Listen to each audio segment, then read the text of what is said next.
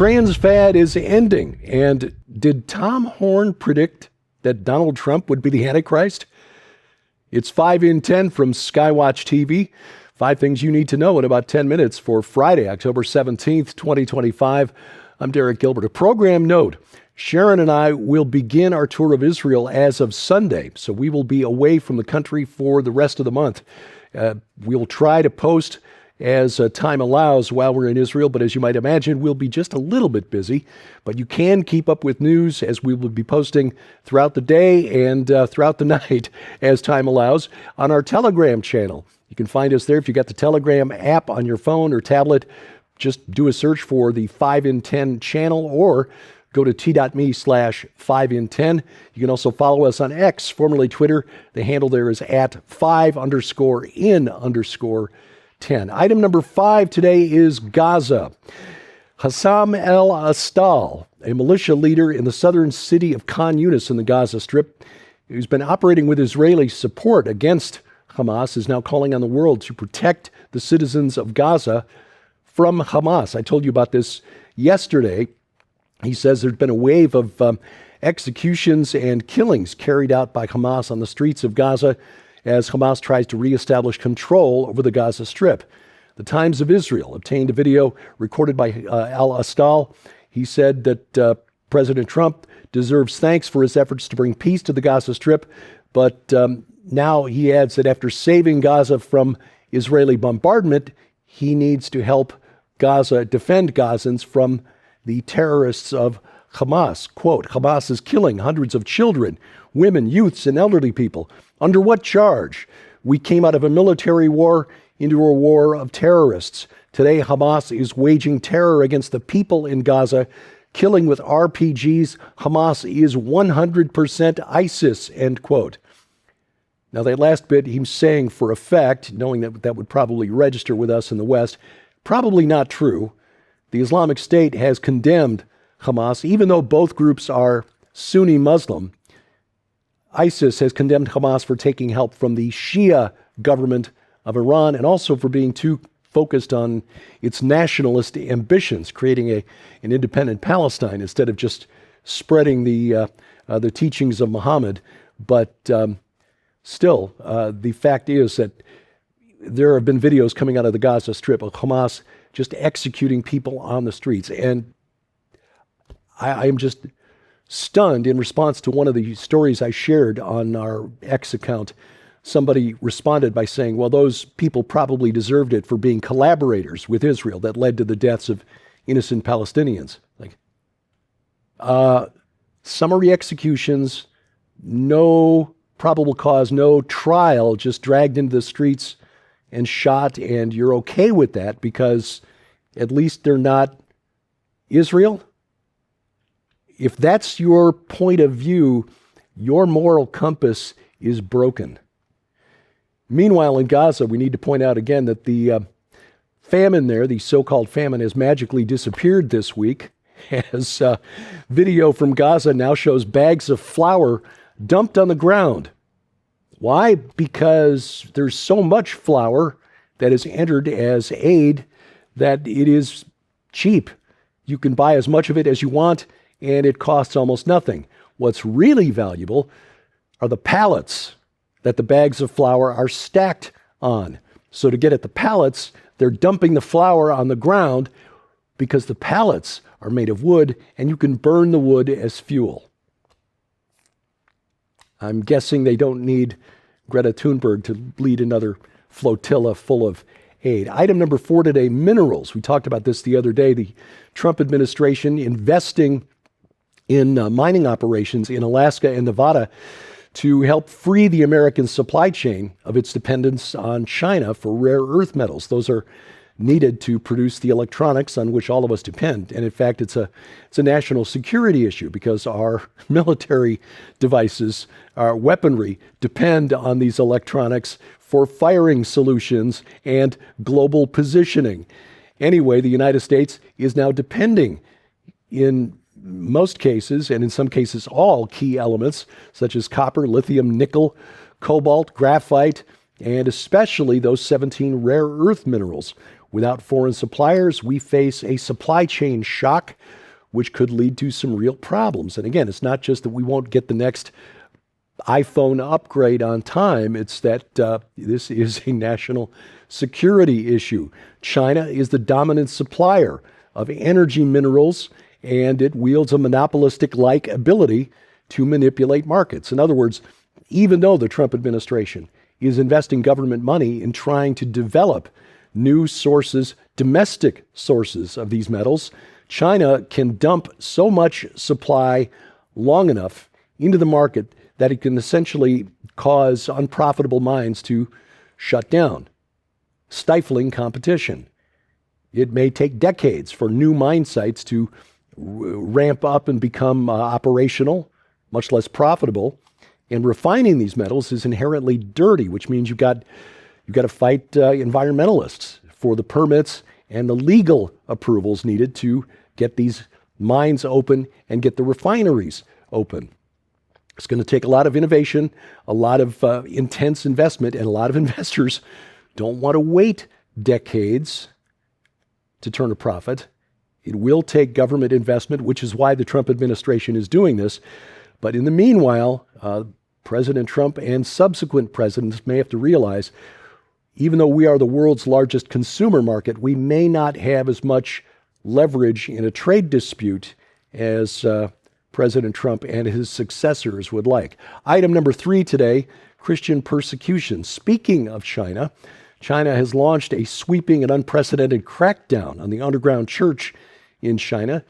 The latest victim of this is Pastor Ezra Jin, the founder of Zion Church.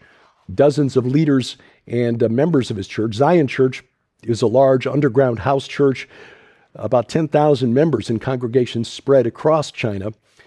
Dozens of its members arrested for worshiping outside of the state-controlled system. Pastor Jin is the father of children with U.S. citizenship. He was arrested last week Friday at his home in Beihai, Guangxi province.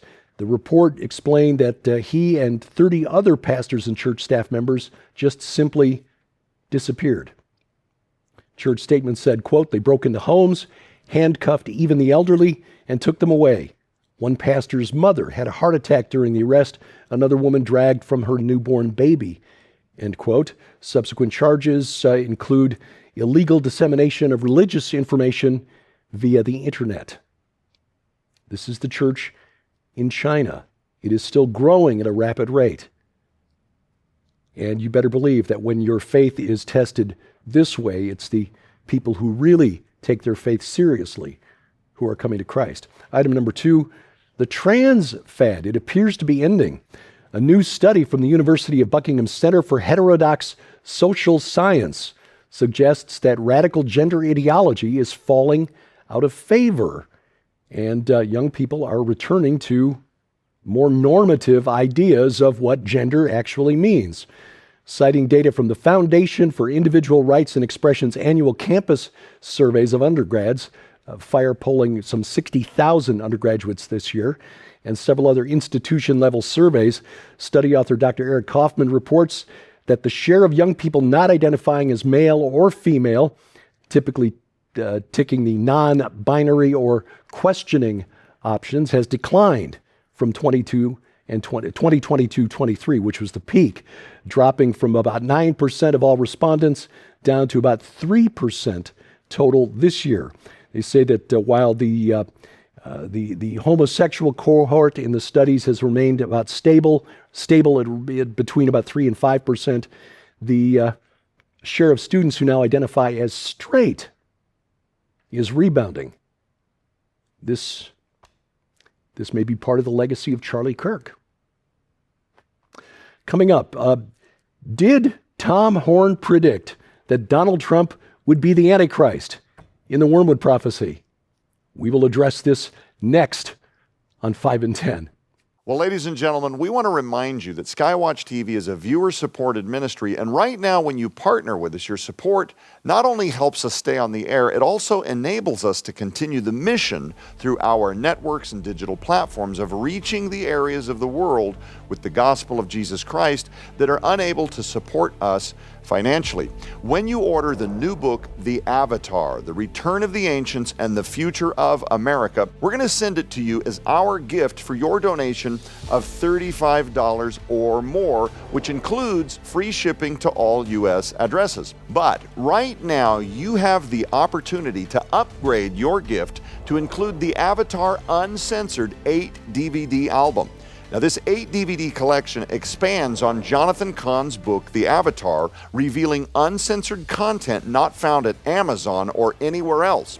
You'll watch mysteries unfold in real time, including prophetic insights into future events and their timing, keys to overcoming unprecedented challenges during the end times, the Ezekiel prophecy and America's role, the mysteries of the statue, Hazael, and many more. This collection is packed with never-before-seen prophetic events on film and video. The Avatar book and Avatar Uncensored 8-DVD collection holds a retail value of over $150. Yours now for your donation of $85 or more. So again, for your donation of $35 or more, you'll receive the Avatar book with free shipping to all U.S. addresses. Or you can upgrade your gift to include the Avatar book and the Avatar Uncensored 8-DVD collection for your donation of $85 or more, which again will include free shipping to all U.S. addresses. So don't delay. Order today, and remember, when you donate, you'll be helping Skywatch TV continue reaching the world with the gospel of Jesus Christ. You can scan the QR code on your screen using the camera app on your phone for instant access to this special opportunity. You can also visit us at skywatchtvstore.com or call 1-844-750-4985 and ask for the Avatar and or the Avatar Uncensored collection right now. Item number 1 today. Short answer, no. No, he did not. Tom Horn did not predict that Donald Trump would be the Antichrist. This book, The Wormwood Prophecy, went viral again this week because, as you know, Monday marked October 13th, 2025, exactly 3.5 years before the asteroid Apophis is scheduled to make a near pass of Earth on April 13th of 2029.